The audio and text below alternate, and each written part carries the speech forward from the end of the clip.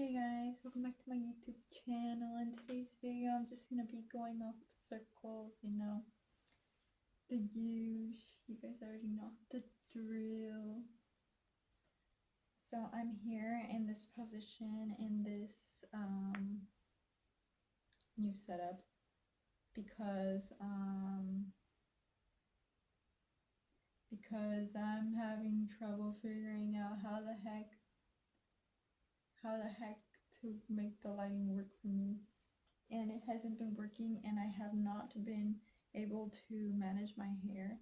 And at this point, I feel like I've done my hair and I've ruined it. I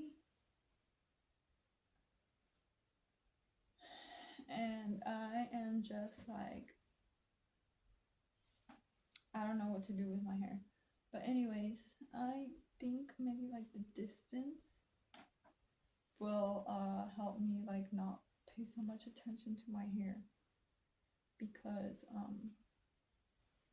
I can barely see. Just kidding, I can see. But like, it's different when you have the camera up close and you can see yourself, so I feel like a little bit blurry, like a little illusion. But anyways, and I'm also recording from my phone, and I should have recorded on my iPad, but I guess it's gonna be my phone this time. Anywho, let me just and I also wanted to show the fit, so like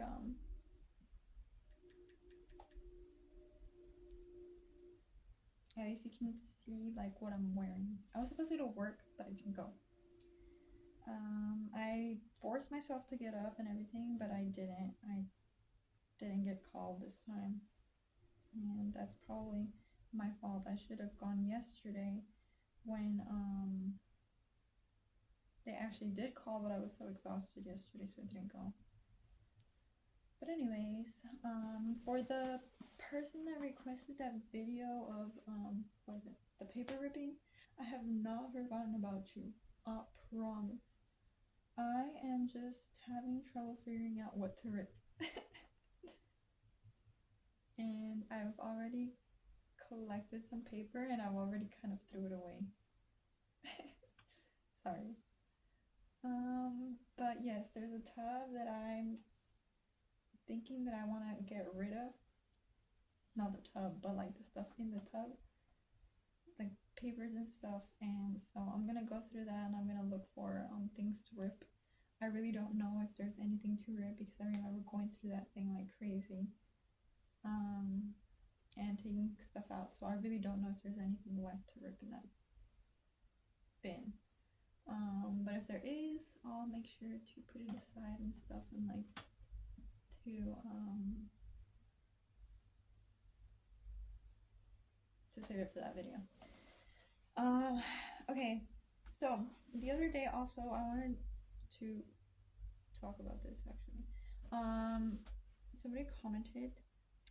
I hope you don't mind me reading the comment. But I'm going to discuss it since it's open. Since it's an open comment, or like a public comment. So bear with me, okay? Just I'm gonna read it from beginning to end. I apologize if I mess up. Okay, so it says, so nice to see you again. Heart emoji. I hope you don't mind. Oh, this is by Tegan O'Mary. Tegan O'Mary.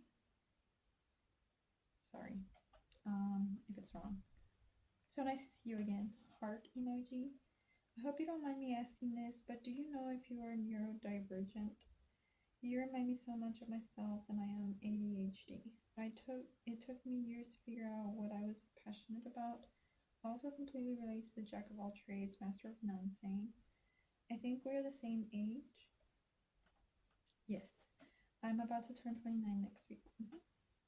Born in the same year then. And I found everything so confusing until I got my diagnosis. It just felt like the world isn't built for people like me, and I struggled so much. But I'm thriving now, and remember, we are still very young. I have to keep reminding myself. Uh, come back to chat anytime you need it. We will be listening. Okay, so thank you so much for making that very thoughtful comment to begin with. That was very, very nice of you, and I really appreciate it. Um, it felt good in my heart. Okay, so the question is if I know if I'm neurodivergent. And when I first read it, it kind of, my first initial response was, I don't think I'm neurodivergent, but based on the research that I have done on neurodivergence.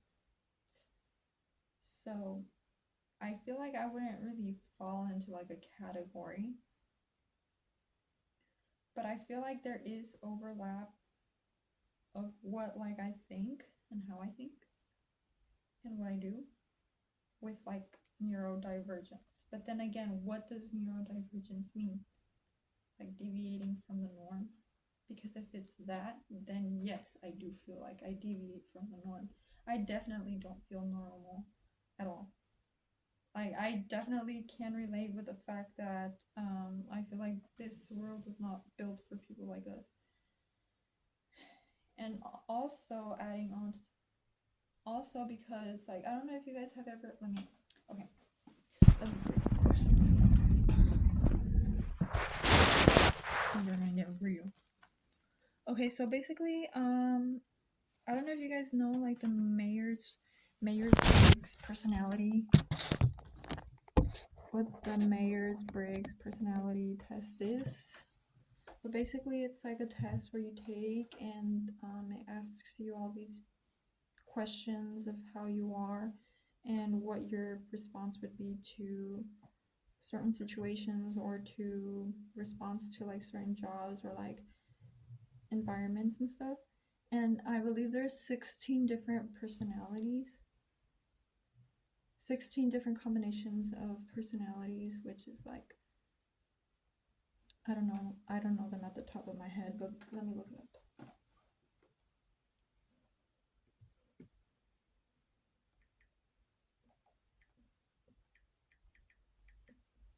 What am I looking up? Oh, Myers-Briggs. Sorry.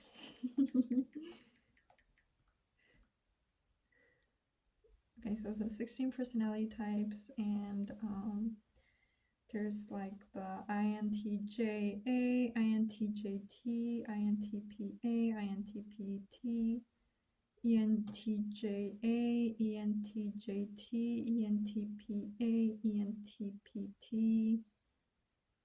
Okay, so basically it goes on like that, but there's like four general, I think, like different, and then I don't know what that A or T at the end stands for, but basically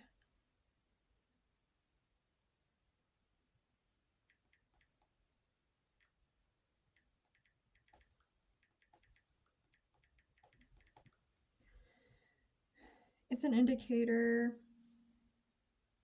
for personality. Categorizes individuals into 16 different personality types based on preferences in key areas, which are extroversion versus introversion. So that's the first category. The second category would be sensing and intuition, which is the second category. Thinking versus feeling, that would be the third category. Judging and perceiving, which is the fourth category. So you kind of answer questions and it'll determine whether you're an extrovert or you're an introvert, and if you are a type of sensing person or type of intuition person. If you're a thoughtful thinking person or more of a feeling person. And judging and perceiving, I still get kind of a little bit confused, but basically it gives you a combination of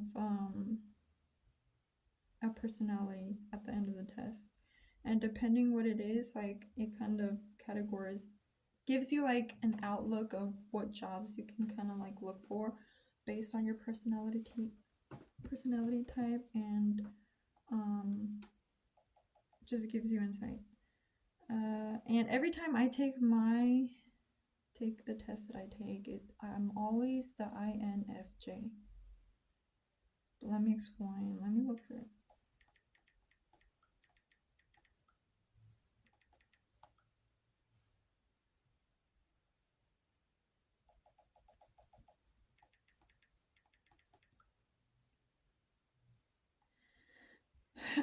So the first one, extroversion versus introversion. Well, you either get your energy from the outside world, or you get energy from your inner thoughts and your inner world. Sensing versus intuition, whether a person prefers information from senses or from associations. So senses, like, I really wouldn't know the difference between those two. I would have, let me see. The way you take in information, sensing or intuition? Senses, does that mean like external senses? Or intuition, like within you type of, like, I have a gut feeling. I think that's what it means, like,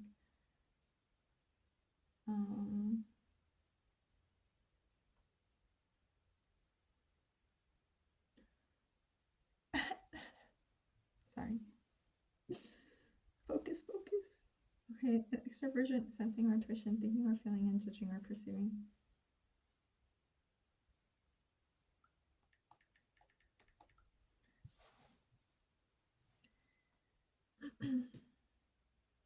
Sensing, people who are practical and detail oriented and focus on facts and procedures. Okay, so I get it. That makes a little bit more sense. Intuition, people who are imaginative and concept oriented and focus on meanings and possibilities, which is what I am. I'm an introvert. I focus my decisions on intuition rather than being practical about things. But then at the same time, I feel like I kind of can be. I feel like for that one, I'm like almost 50-50, but intuition wins. Thinking, feeling, thinking. If you're thinking, people who are logical and analytical and make decisions based on objective criteria. That's one of the things that I kind of don't do. I don't do things based on logical and analytical things. I am a big empath, so I would definitely be feeling, which is people who are empathetic and sensitive and make decisions based on subjective criteria, which explains a lot. Judging versus perceiving. Judging, people who are organized and decisive and prefer structure and control. Okay, I guess I'm that. And perceiving, people who are flexible and adaptable and prefer to keep their options open. I feel a little bit confused on this one because I feel like could be both. But yeah, I do like structure and I do like having control, and like in group projects I would always be the one doing everything. Also because people wouldn't do anything at all, so like what am I expected to do? Like I think maybe I've been conditioned into this. Perceiving, people who are flexible and adaptable. I feel like I can be pretty flexible and adaptable, but I do understand, like at work sometimes I'm placed in a completely different area that I was expected to, and it just kind of throws me off a little bit, and I'm just like trying to rearrange like my brain to accept the fact that I'm not doing what I was told I would be doing that day. So I kind of eventually I'll like, okay, I'll accept it, but like at the beginning it's like very hard for me to accept the fact that something changed. The MBTI sorry guys, I have trouble speaking sometimes. The MBTI is a self-assessment that can help people identify their strengths, desires, and dominant personality traits. Okay, so yeah, I would definitely say that I am an introvert. I would definitely say that intuition wins over my senses. Feeling definitely wins me over. judging and perceiving. I guess I'm judging.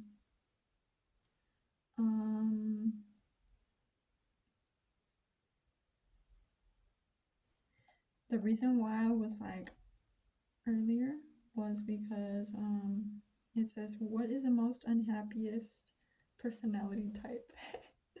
And I pressed on it and it was me. But I didn't get to read more about it because I didn't want to lose my train of thought. But let's go back to that. Let's see. Myers-Briggs test categories. Okay, so INFJ.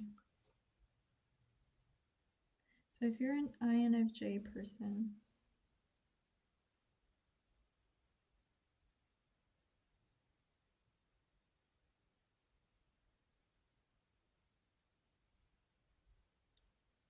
okay, so when I was looking into this, I think it was in college, my teacher was like, the most rarest personality type is INFJ. And I think INTJ and INFJ are rare. Okay, so now I'm reading a question. It says, are INFJs neurodivergent? So this approach does not work for INFJs and INFPs because we are neurodivergent. A high percentage of INFJ personality types and INFP personality types are working with ADHD. Wait, let me reread that. A high percentage of INFJ personality types and INFP personality types are working with ADHD or on the autism spectrum. All INFJs and INFPs are highly creative and gifted, which means that we need to approach focus in a different way. And yes, I have been looking into this like term, neurodivergent, and everywhere I look, depending on who it is, they will tell you that there's like different viewpoints of it. Like, for example, I thought neurodivergent was specific to like autism and ADHD and a couple other disorders. But if I looked it up in a different way, they would say like, yes, this type of person is neurodivergent, whether or not you're on the spectrum or whether or not you're ADHD. You could also be neurodivergent if you have these other disorders. But it's like there's no clear definition on what is and what isn't. And at the beginning, I thought, no, I don't think I'm neurodivergent because that's what I was looking up. Like every time I would look up, like, what does it mean if you're not neurodivergent? Like even before reading this question, like, I did look into it and I thought it was just like specific to autism and ADHD and what other Tourette syndrome, I think it was. And there was a couple other ones. So then I was like, oh, well, I don't think I'm neurodivergent then. But that was just like in my investigation, like on the side, like. But now that I'm looking it up, like depending on the website, they'll say it like they identify it as you are neurodivergent, and then there's others that say that you're not neurodivergent if you have this or that. I feel like there's like a lot of like different overlap. There's so much overlap. And even within like the disorders, all of them have like some kind of overlap, which is why I kind of understand why some people get misdiagnosed with like the wrong thing. But if you feel like you have like most of those, if you check them off, if you check off all of the symptoms or whatever, like most likely you are what you think you are, you know. And I don't see it as offensive to be considered neurodivergent. I mean, I guess I could say I'm neurodivergent, but honestly, if medically, I don't think I could say. Somebody would have to diagnose me, I guess. But I feel like I have overlap in those areas, but I can't really fall under a category. because I don't have like all of the symptoms of each thing. If anything, I might have something else, but I don't think I don't even know how to say this. Like, I don't even know how to process my thoughts right now, actually. But I guess, in a way, I guess I am neurodivergent. And that would explain a lot, like, not feeling like this world was built for me. And I really don't. Like, I'm an adult that can't hold a full-time job, or that is, like, scared to apply to full-time positions because because of the way I think and stuff like that. And yeah, like,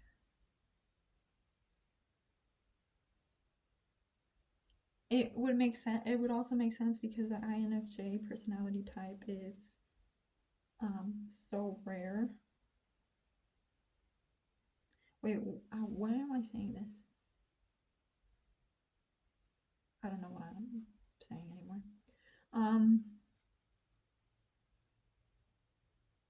What was I gonna say? I think I was going somewhere with that.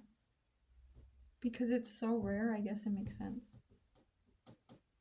Like, this. Oh. Okay, so I was just reading this article, INFJs and INFPs, neurodivergence and lack of focus. INFJ personality types and INFP personality types tend to judge themselves harshly for not sticking with projects and not finishing things. They blame themselves for lack of focus.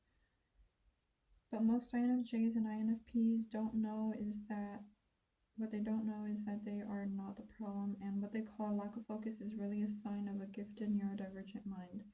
Lack of focus is one of the most commonly reported problems from INFJ personality types and INFP personality types when it comes to finishing creative projects. Many INFPs and INFJs will say, I have shiny object syndrome. I get so distracted. I get excited about one project and then something else excites me and I want to do that instead. The reason why I don't think I would have ADHD is because I can focus. I can like put so much focus on one thing. And that's a thing where I'm like, I don't know. It says they think they need to force themselves to approach focus in a certain way, which includes sticking with one thing until they finish it and not working on anything else, setting concrete goals, and pushing themselves to meet them and pushing through even if they feel bored, resentful, or exhausted. And I feel like that's me. I feel like I need to force myself to approach. I feel like I need to force myself to the point where I kind of succeed.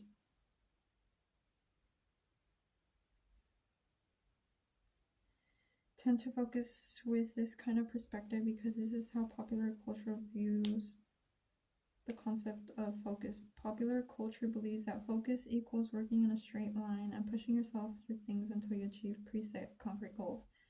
This approach does not work for INFJs and INFPs because we are neurodivergent. A high percentage of INFJ personality types and INFP personality types are working with ADHD or on the autism spectrum. All INFPs and INFJs are highly creative and gifted, which mean that we need to approach focus in a different way. I'm a little bit confused because first it says that they force themselves to approach focus in a certain way, and then it says that they don't.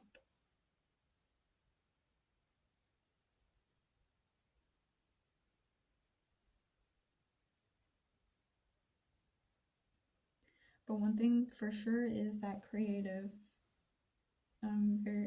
I consider myself highly creative, and I'm not so sure about gifted, but definitely highly creative.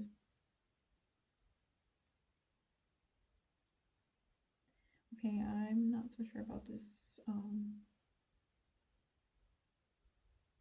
article.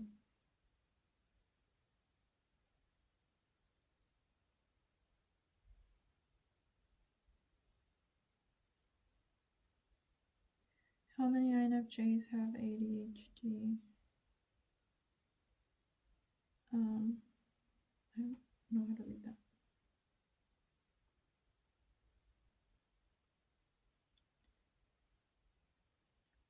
INFJ, where's it? 5.1% of the population has INFJ personality type, and 0.9% has INTJ. But that's specific to this specific study, I think, because apparently I think what the percentage is in the US is like 1%, 1.5 or something percent of the population has oh wait, yeah, well, duh, I think that's what I read, like what percentage of the population has ADHD and has INFJ personality type, which is 5.1%. There's also different, I think it's kind of scattered for that. ISTJ 5.1% too. ENFP, ENTP, they all have 5.1%. ESTJ.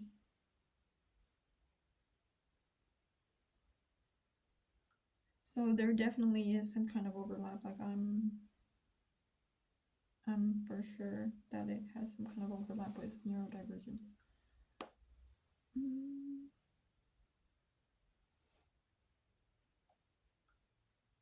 But it's just like, depending where you look, it'll tell you that yes, it is part of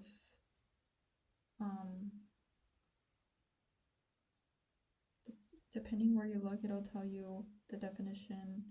It'll give you a different definition of neurodivergence. And then on one website you might identify with it, on another website it'll tell you that that's not how it works, and then so forth. So and what I had thought before was that exact thing. I thought you were neurodivergent if you were on the autism spectrum or if you had ADHD or even Asperger's syndrome. And yes, I don't believe I have autism or Asperger's syndrome, but I definitely do see like the overlap in the way I am and my personality type and the definition of neurodivergence, and definitely feeling like this world was not built for people like me. I definitely feel you. Like I said, like I can't hold a freaking full-time job because I feel like it'll get in the way of my life. Even though I technically need a job to live.